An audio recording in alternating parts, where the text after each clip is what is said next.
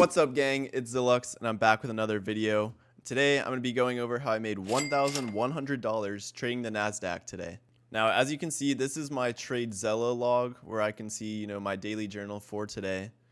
And this was actually made across two accounts. Now I'm trading two evals at once, risking about 400 on each. And you can see I took one loss in the morning, a $520 win, and then a $484 win as well on both accounts. I am actually partnered with Alpha Futures now, and they gave me some evals to trade with. But as you can see, $551 on one account, so times that by two, $1,100. Yo, I'm mid-editing this video right now, but I wanted to let you guys know that on this video, I will be giving away 3 Alpha Futures 50K zero plan accounts. And all you have to do is subscribe to my YouTube channel and leave a comment saying literally anything on this video, and you'll be entered. I'll be picking the winners on November 9th, which is a week after this video comes out. Big shout out to Alpha Futures for partnering with me, giving me an affiliate code, which is code Zilux. You can use it for 10% off any account year round, and they also do promotions like 25%, 30% off,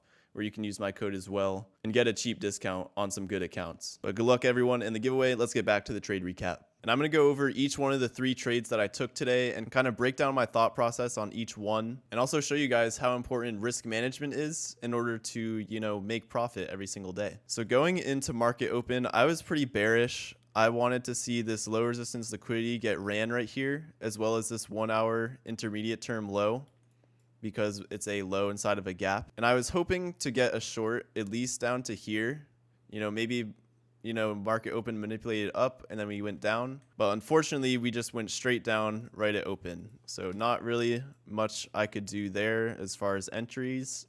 I prefer, some manipulation upwards into a key level, into a inverse fair value gap to target my drawn liquidity.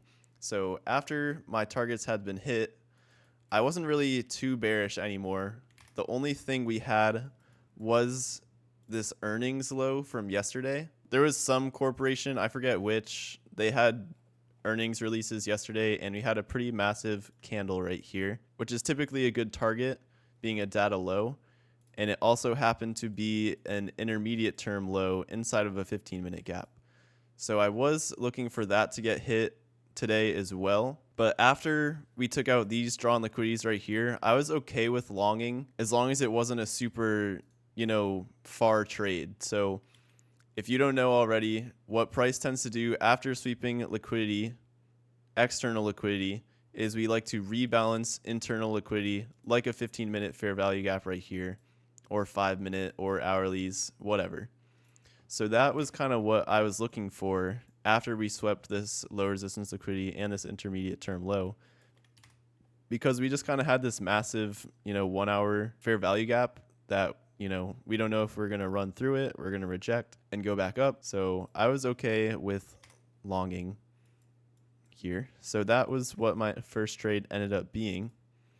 It was a 30-second long, and I'll find it. What I really liked about this trade is how we perfectly tapped 50% of the range. So you can see I have it drawn out here, 50% of this entire range being from this swing high up here to this swing low down here. And we just so happened to perfectly tap equilibrium right there. So I liked that reaction a lot. We swept all of our sell side targets. That was, relatively close. So I really liked this 30-second right here, which we had a great reaction to. As you can see, we just completely V-shaped it. And my entry should have realistically been down here. And then my target would have been this 15-minute gap up here. I'm going to turn it into a line so it's a little easier to see. So we have delivery from that hourly gap that we're in right now. We have swept our sell side targets. We balance 50% of the range. We get a V-shape recovery. So if this was a perfect trade, I should have gone break even at this internal high, because, it's a good distance away, around or at 1R. It's pretty good. And I would have just wanted to target this 15-minute fair value gap.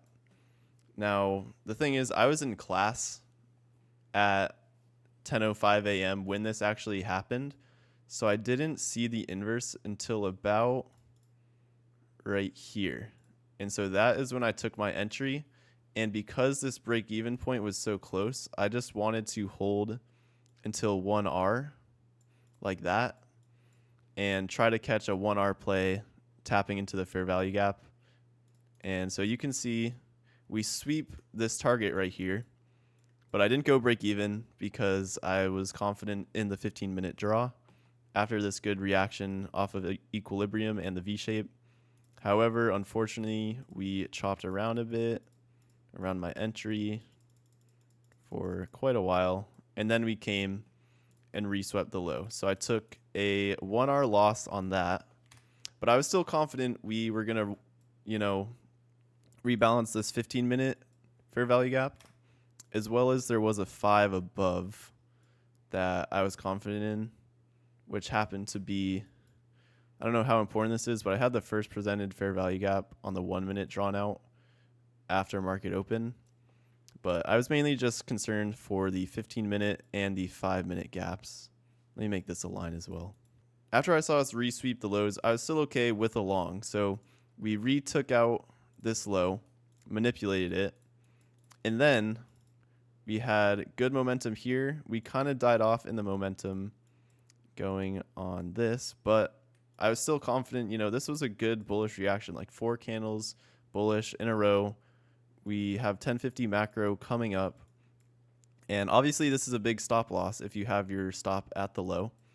So I still wanted a, above 1R trade. So I was like, okay, I'm going to hold to this 5-minute gap and see where it takes me. I remember my RR was about 1.3. So I think I ended up taking the trade around here because I feel like I kind of hesitated a little bit in the moment because I was still in class and not really seeing like the big picture of everything. But I saw the V-shape recovery. I feel like I would be upset if I didn't take this. So entered here. I made the 15-minute be where I went break even at, and I let the trade play out in class, and I saw we tap the 15-minute here, so I went break even, and we went right to the 5-minute gap, and I took full TP off there. That was my $520 win, and then I kind of just left class, didn't really look at the charts. Went and ate some lunch around 11 o'clock. And then I came back to the charts later, and I saw we sold off a good amount. And I saw that we still had the earnings low below. I'll mark it as the data low. And I'll kind of just get rid of all this stuff. Basically, we just sold off a good bit. As you can see, bang, bang, bang. We just displaced through all these lows. So I'm like, okay. This looks pretty obvious that we want to go for this data low because on the higher time frame, what draws really are there below at all-time highs especially? Not really anything, right? I mean, like we have some lows down here, but we're at all-time highs. Sure, we're bearish in the moment, but once we sweep, maybe this low down here, but this is just the most obvious low right here. Like look how obvious this wick is. That is something that the market is probably going to want to rebalance. So I was looking for a short down to this low right here. And you can see we get a bit of a retrace, which is what I was looking for. And it just happened to be into a 15-minute fair value gap, which if we're bearish, will likely reject and then continue lower to our draw on liquidity. So I was like, okay, that's really good. We hit a 15-minute fair value gap, and bam, we had this crazy candle, V-shape, this 5-minute. I was also looking at the 3-minute time frame as well. I saw this gap here as well, but I've been trying to do highest time frame inverses only. So I was like, okay, 5-minute takes precedent. I'm going to enter here. And the momentum was looking really good as this candle was printing. So I ended up getting in early around here. And it ended up stopping the momentum and kind of like closing higher. So had I waited for the close, I would have gotten a better fill. But that's just kind of the risk you take. I think I was even maybe more down here. So I was looking for a 1-to-1 on this. So I ended up just dragging it lower than the low, because typically when we sweep an important sell side target like this, The candle tends to dip down lower just because sell stops are being filled for people in long positions. So it tends to move the market down a little bit more. So I was okay with, you know, having 1R be my target. And there also happened to be, I remember, an SMT with this high. Oh, that's TP. There happened to be an SMT with this high inside of a gap with ES. Tiniest gap ever. I think maybe on the 15-minute, it's more obvious. No. Okay, but 5-minute swing high right here inside of a gap. That's very tiny, but it's still a gap nonetheless. ES took this high out. NQ didn't. I really liked that for, you know, a continuation entry. So we got the 5-minute inverse.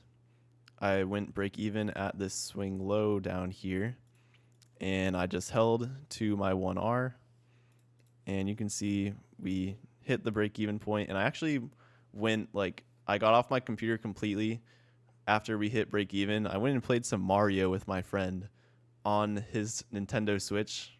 I was low-key just chilling. I didn't really care to, like, watch this trade. It was a risk-free trade after I went break even, so I was like, you know what, I'm gonna go play with my friend. So that's what I did. And you can see we just, within a couple minutes, we go straight down to the data low, and my take profit gets hit. And I didn't come back to my computer until we were around here. And at first I thought I lost the trade. I don't know why. And then I got closer to my computer, and I was like, oh shit, I hit full TP, let's go. Literally while playing Mario. So that's gonna do it for my video on how I made $1,102 trading the NASDAQ today. Make sure you guys follow my Instagram and my TikTok.